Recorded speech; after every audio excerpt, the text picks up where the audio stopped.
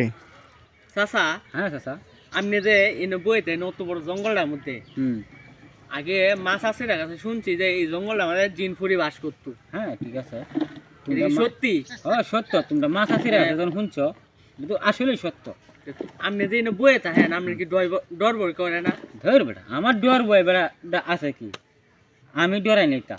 আমি কি জানো, এই যে গাছটার তলে বইছি না, এই গাছটার মধ্যে আগে অনেক বড় বড় শয়তান থাকতো।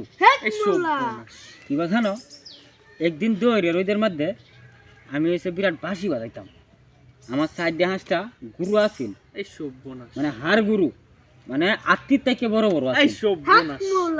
অন্যের হাতি আর আগের গুরু সমান কথা। এই সর্বনাশ। এই গাছটার তলে বই দেখি আমি যখন বাঁশিটা ভাজাই, বিরাট ঠান্ডা দেই, বাঁশিটা যখন ঠান্ডা দেই তখন এর মধ্যে শয়তানি সবজি উড়িয়া যাইতে। এই সর্বনাশ।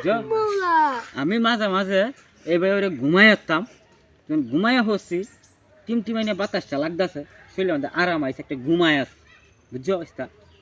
তখন এই দেখি গাছটা থেকে আগটা থেকে দুইটা পরি কাজে লাগিয়াছে, এই সর্বনাশ। মানে পরি কাজে লাগিয়াছে। তারপর শয়তানে দেখি গেছে কাজে হিরাইতে।